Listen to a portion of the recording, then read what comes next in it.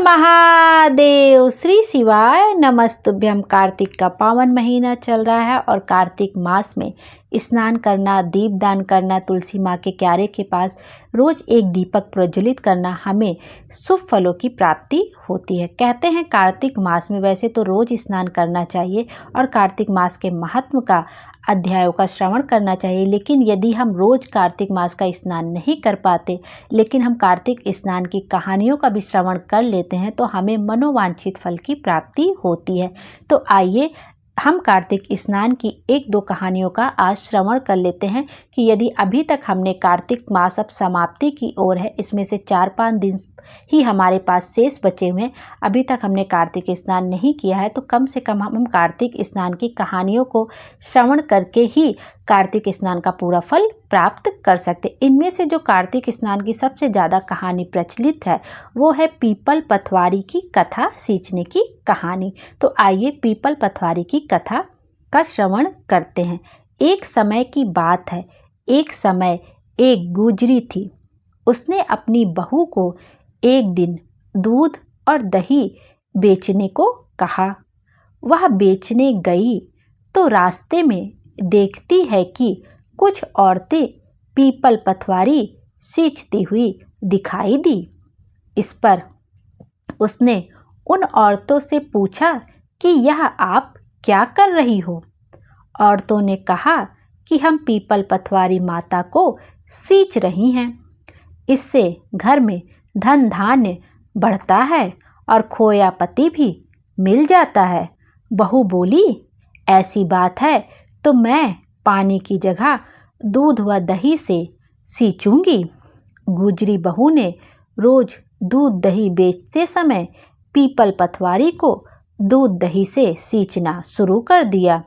जब सास दूध दही के रुपए मांगती तो वह कह देती कि महीना पूरा होने पर हिसाब दे देगी। इसके बाद जब कार्तिक का महीना पूरा हो गया तो वह पीपल पथवारी के चरणों में गिरकर रोने लगी। इस पर पीपल पथवारी माता ने पूछा कि क्या बात है?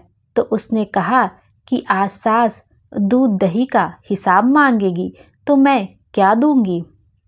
पीपल पथवारी माता बोली कि मेरे पास तो रुपए नहीं हैं, या पत्थर और पान के कुछ टुकड़े हैं, इसे ही ले जा। बहू वही साथ ले आई और उसे एक अलमारी में रख दिया। इसके बाद डर के मारे वह चद्दर ओढ़कर सो गई। कुछ देर में सास बोली कि बहू दूध दही के रुपए ले आई। बहू बोली, मैं जो लाई हूँ वह अलमारी में रख दिए हैं। सास ने अलमारी खोल कर देखा तो उसमें हीरे मोती जगमगा रहे थे। धन का भी ढेर लगा हुआ था। सास ने बहू को आवाज़ लगाई कि बहू इतना धन कहाँ से लाई है? बहू ने आकर देखा तो सच में धन के भंडार भरे हुए थे। इस पर बहू ने सास को सारी बात सच सच बता दी। सास ने कहा कि अब मैं भी कार्तिक मास में पीपल पथवारी को सींचूंगी। इसके बाद जब कार्तिक मास आया तो सास दूध दही बेचने लगी, पर वह दूध दही बेचने के बाद खाली हांडी में पानी डालकर उससे पीपल पथवारी को पानी से सींच देती। पूर्णिमा के दिन उसने अपनी बहू से कहा कि वह उससे दूध दही के रुपए मांगे। जब बहू ने रुपए मांगे तो वह भी पीपल पथवारी के चरण पकड़कर कहने लगी कि मुझसे बहू रुपए मांग रही है। इस पर पीपल पथवारी ने उसे भी पत्थर व पान के टुकड़े दे दिए, जिसे सास ने अलमारी में ले जाकर रख दिए। इसके बाद जब बहू ने अलमारी खोलकर देखी तो उसमें कीड़े मकोड़े मिले। इस पर सब कोई कहने लगा कि बहू तो सत की भूखी थी, लेकिन सास ने धन की भूखी होकर पीपल पथवारी को सींचा था, इसलिए उसे ऐसा फल मिला।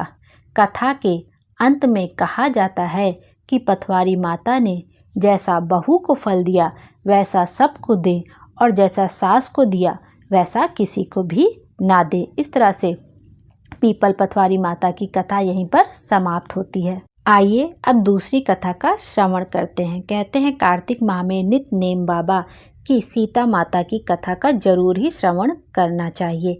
तो आइए सीता माता के नित नेम की कथा का श्रवण करते हैं। राम आए लक्ष्मण आए, देश के पुजारी आए, नित नेम का नेम लाए।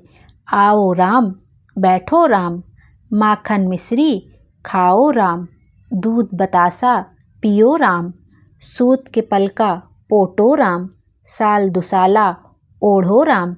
राम संवारे सबके काम, खाली घर भंडार भरेंगे, सबका बेड़ा पार करेंगे। जय श्री राम जय जय राम। यह कहानी सीता माता कहती थी और श्री राम जी इसे सुना करते थे। एक दिन श्री राम भगवान को किसी काम के लिए बाहर जाना पड़ गया तो सीता माता कहने लगी कि भगवान, मेरा तो 12 वर्ष का नित नेम है, अब आप बाहर जाएंगे तो मैं अपनी कहानी किसे सुनाऊंगी। श्री राम जी ने कहा कि तुम कुएं की पाल पर जाकर बैठ जाना और वहाँ जो औरतें पानी भरने आएंगी उन्हें अपनी कहानी सुना देना। सीता माता कुएं की पाल पर जाकर बैठ जाती हैं। एक स्त्री आई, उसने रेशम की जरी की साड़ी पहन रखी थी और सोने का घड़ा ले रखा था। सीता माता उसे देख कहती हैं कि बहन, मेरा 12 वर्ष का नित नेम सुन लो। पर वह स्त्री बोली कि मैं तुम्हारा नित नेम सुनूंगी तो मुझे घर जाने में देरी हो जाएगी, मेरी सास मुझसे लड़ेगी। उसने कहानी नहीं सुनी और चली गई। उसकी रेशम जरी की साड़ी फट गई, सोने के घड़ा मिट्टी के घड़े में बदल गया। सास ने देखा तो पूछा कि ये किसका दोष अपने सिर लेकर आ गई है। बहू ने कहा कि कुएं पर एक औरत बैठी थी, उसने कहानी सुनने के लिए कहा लेकिन मैंने सुनी नहीं, जिसका यह फल मुझे मिला है। बहू की बात सुनकर अगले दिन वही साड़ी और घड़ा लेकर सास कुएं की पाल पर गई। सास को वहीं माता सीता बैठी हुई मिली तो माता सीता ने कहा कि बहन, मेरी कहानी सुन लें। सास बोली कि एक बार छोड़, मैं तो 4-4 बार तेरी कहानी सुन लूँगी। राम आए लक्ष्मण आए, देश के पुजारी आए, नित नेम का नेम लाए।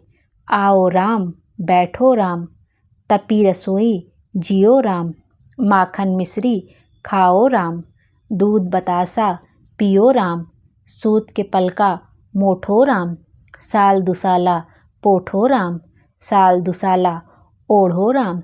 जब बोलूं जब राम ही राम, राम संवारे सबके काम, खाली घर भंडार भरेंगे, सबका बेड़ा पार करेंगे। श्री राम जय जय राम।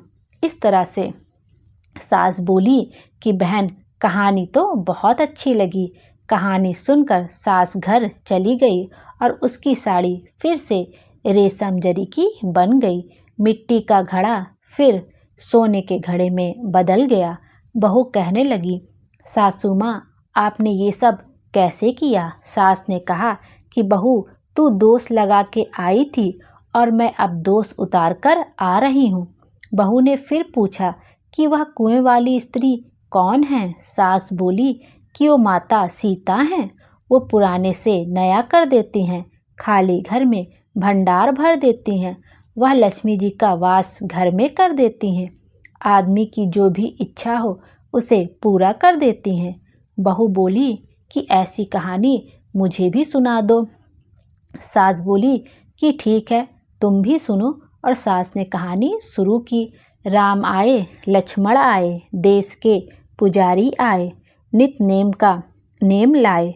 आओ राम बैठो राम, तपी रसोई जियो राम, माखन मिश्री खाओ राम, दूध बतासा पियो राम, सूत के पलका मोठो राम, साल दुसाला पोठो राम, साल दुसाला ओढ़ो राम, जब बोलूं जब राम ही राम, राम संवारे सबके काम, खाली घर भंडार भरेंगे, सबका बेड़ा पार करेंगे। श्री राम जय जय राम। कहानी सुनकर बहू बोली कि कहानी तो बहुत अच्छी है। सास ने कहा कि ठीक है, इस कहानी को रोज कहा करेंगे। अब सास बहू रोज सवेरे उठती, नहाती धोती और पूजा करने के बाद नित नेम की सीता जी की कहानी कहती। एक दिन उनके यहाँ एक पड़ोस की औरत आई और बोली कि बहन जरा सी आँच देना। तो वह बोली कि आँच तो अभी हमने जलाई ही नहीं है। तो पड़ोसन ने कहा, तुम सुबह 4 बजे से उठकर क्या कर रही हो फिर?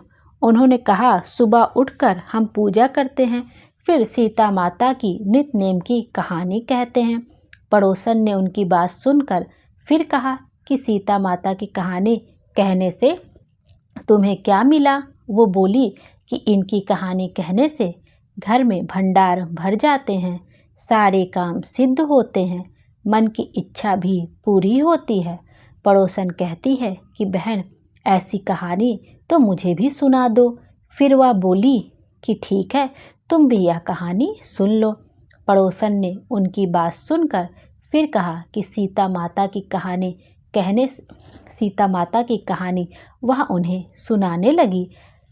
राम आए लक्ष्मण आए, देश के पुजारी आए, नित नेम का नेम लाए, आओ राम बैठो राम, तपी रसोई जियो राम, माखन मिश्री खाओ राम, दूध बतासा पियो राम, सूत के पलका मोठो राम, साल दुसाला पोठो राम, साल दुसाला ओढ़ो राम, जब बोलूं जब राम ही राम, राम संवारे सबके काम, खाली घर भंडार भरेंगे, सबका बेड़ा पार करेंगे। श्री राम जय जय राम।